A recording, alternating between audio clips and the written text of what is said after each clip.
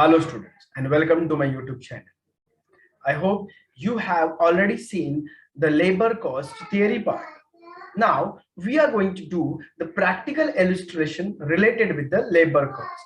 After the illustration, we will solve or attempt the quiz. So please do like and subscribe my channel. Thank you. The time has been explained in the last lecture, but here I am just brushing it up again that idle time is that time means time lost during which the workers does not work, that is he is idle, means he was there at workplace but didn't work due to the administrative or productive any reason from organizations. So this is a double loss for the concern as we didn't get a production but need to pay the labor cost. So it should be noted that idle time does not include the period the worker is on leave or weekly off. Now there were the causes of recording idle time, then production causes like machine breakdown, power failure, waiting for work or tools or material. Then administrative causes like poor planning, strike, lockout. Then economic causes like depression. So we need to take a corrective action. Then there was two types, one is normal idle time, other was abnormal idle time. Normal idle time is also called as unavoidable idle time. Unavoidable means which cannot be avoided, like suppose the worker is entering from the gate till the production line, or the break for a tea or lunch, time taken to set up and start the machine, waiting for material or tools or instruction, interval between two jobs. So these are unavoidable factors which cannot be avoided, so hence they should be considered as a labor cost. Whereas we have few avoidable abnormal idle time like strike, lockout, machine or power failure, machine breakdown, then non-availability of raw material, fire or flood. So these events are uh, can be from this event we can be protected, but in that case this cost should be debited to costing P&L. So that this cost should be debited to costing P&L. So we'll understand the concept with this illustration. Now this is one illustration number 2. X, an employee of ABC company, gets the following emoluments and benefits. This is called remuneration, or he get the paid for his work. One is basic pay of rupees 1000 per month. Thereafter, dearness allowance of rupees 200 per month. Then bonus rupees 20% of salary and DA.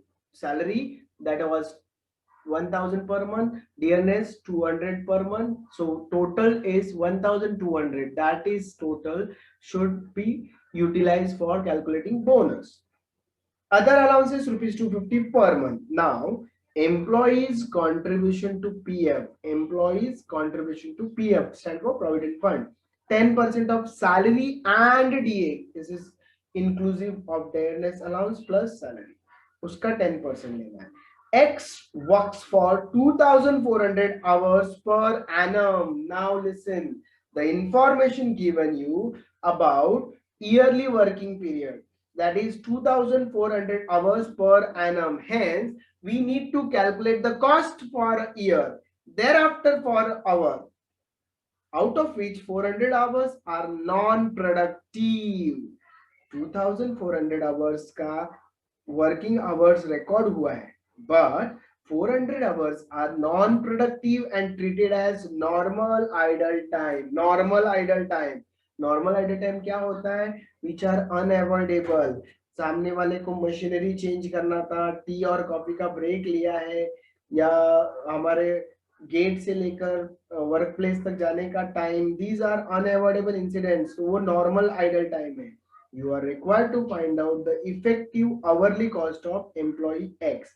So X का effective cost ढूंढना है. What is expected to calculate the effective cost? So here I would like to return the solution.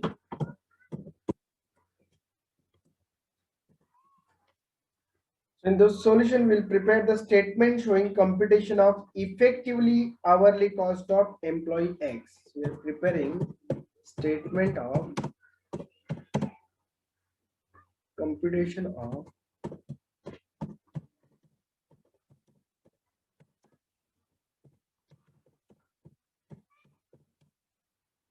effective hourly cost.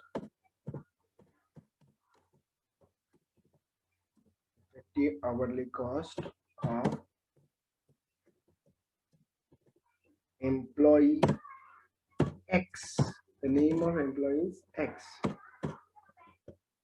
We are going to prepare one kind of statement which contain particulars.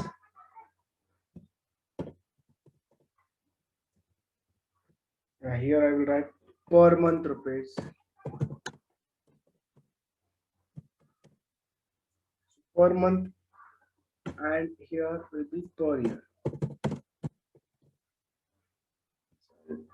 Make it bigger one.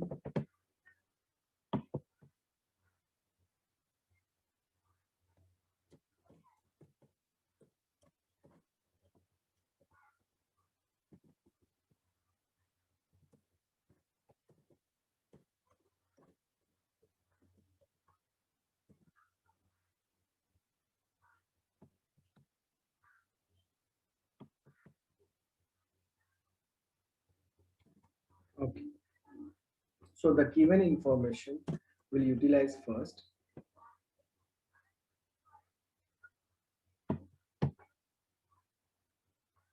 earning of employee X. We are going to calculate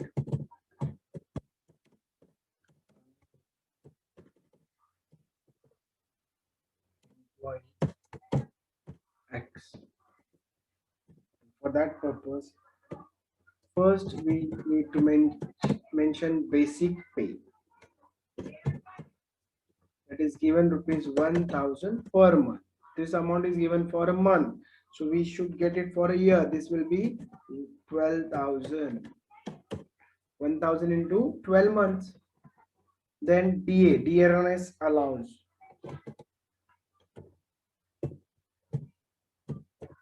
Dearness allowance is 200 per month, and this will be 2400 for a year. Then bonus. It was written like bonus should be given as 20% of basic plus dearness allowance. So that means when you want to calculate for a month 1200 into 20%. 1200 into 20% will become 240 rupees per month multiplied by 240 rupees multiplied by 12 months करेंगे. So you will get it 2880 rupees. Then employees contribution to provident fund. Employees contribution to provident fund. Employees contribution to provident fund, which is given as a 10% of salary and DA. So 10% will become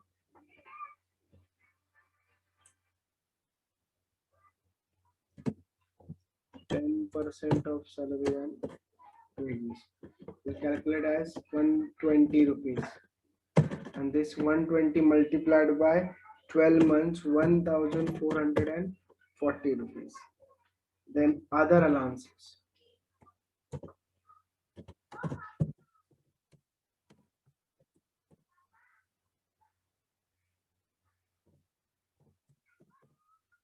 Other allowance, which was given 250 per month, multiplied by 12 months, you will get 3000.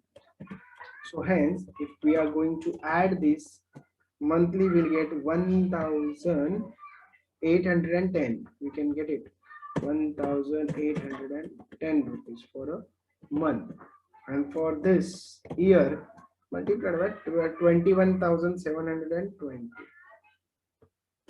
21,720. So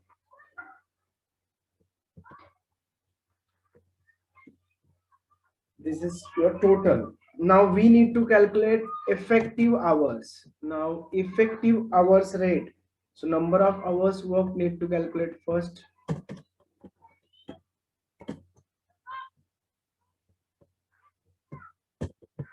When we want to calculate effective working hour.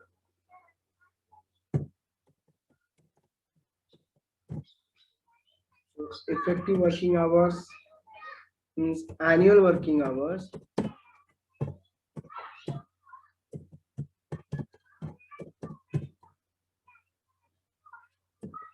minus less normal idle time, which was given.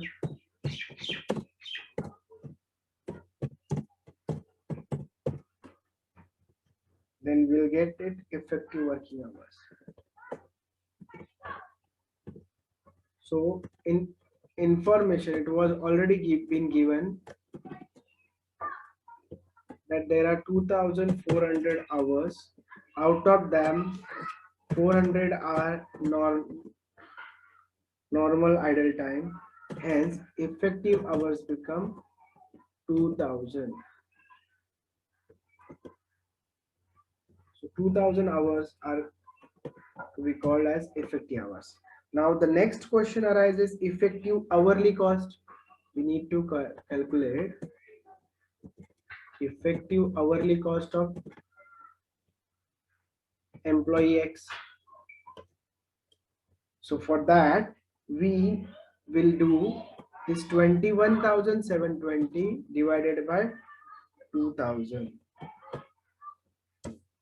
21,720 divided by 2,000, and we'll get it rupees 10.86 as a effective hours. So this was taken place due to the idle time. Here the concept of idle time was given. So 400 hours has been deducted out of that total idle time. This is how we calculated the effective hourly cost of employee X. So this is how we calculated your effective hourly cost, which was happened due to normal idle time. Now we are continuing further with next illustration, illustration number 3. It's given the total available working hours in a month in respect of machine is 200 hours. So number of hours given is 200 hours. This is your machine hours. The idle time card reveals as follows: tea break 200, 20 hours, then waiting for a job 10 hours, waiting for a tool 6 hours, and breakdown, which was major, for 10 hours. So report the idle time cost to the management under the appropriate category if hourly fixed cost of the machine amounted rupees 4.25 and operator is paid rupees 0.75 per hour. लगभग देखा जाए तो it is all about 5 rupees. So how will you treat? So total available working hours कितना हो जाता है in a month in respect of machinist? It was printing as 200, but it needs to be write down. So we'll use this to understand the concept of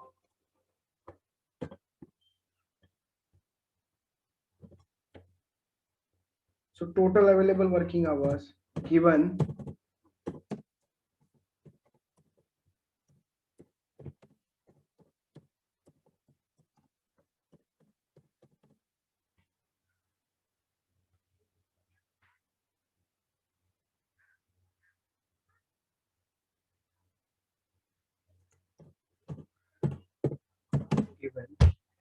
it should be mentioned 200. It was written printing mistake, but we'll use it as 200. It seems like अरे बहुत छोटा सा numbers है 200. Okay, उसमें से normal idle times हम लोग बाजू में करेंगे and we'll consider as abnormal idle time in two different ways. So as per idle time card,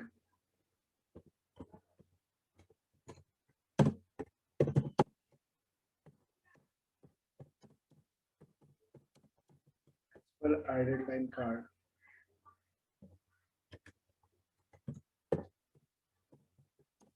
normal idle time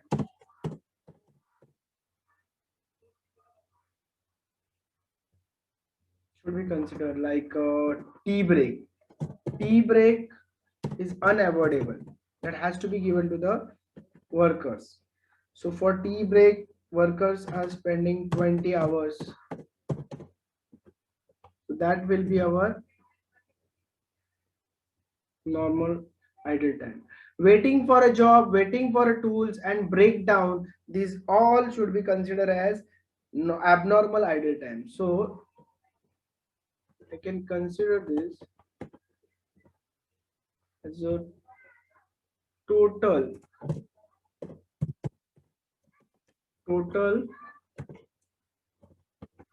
normal idle time will be 20 hours. We'll copy this. That has to be mentioned. What about another one? Abnormal. So in case of abnormal idle time, we must write the reasons. One is waiting for jobs.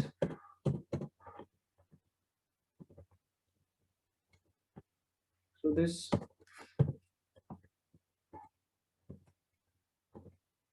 waiting for jobs, then after waiting for tools, and then breakdown, which was major.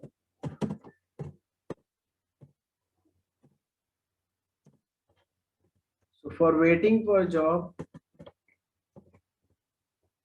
workers spend 10 hours. And for waiting for tools, they spend 6 hours.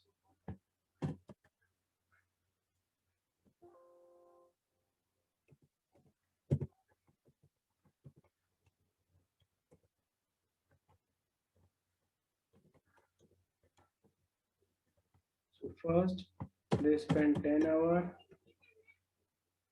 6 hours,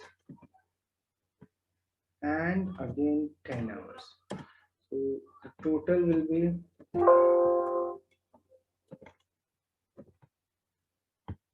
26 hours.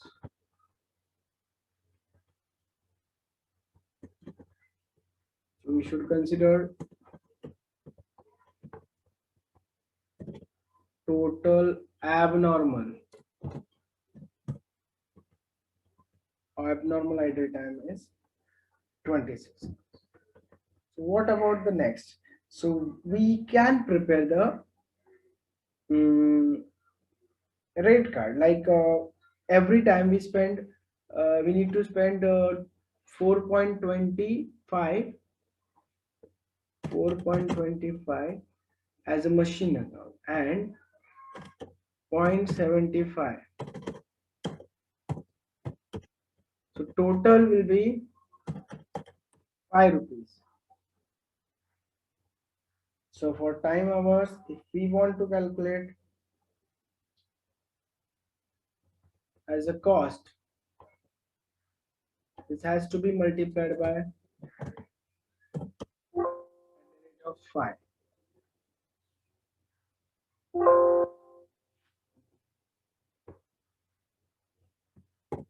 So at the rate of 5, these all costs will be considered, and ultimately we'll get a total.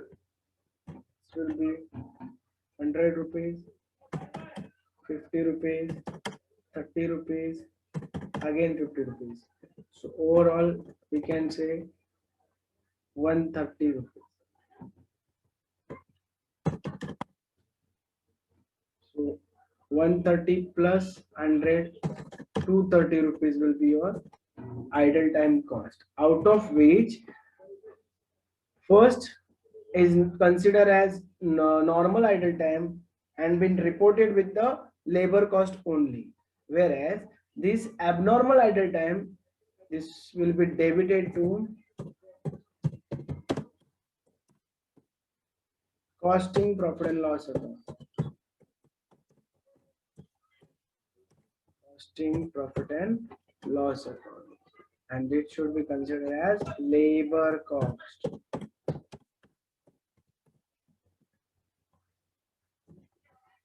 This is what the needed is while calculating the idle time. We need to understand the abnormal and normal cost. Okay, so this was the concept of idle time calculation and usage, normal and abnormal idle time.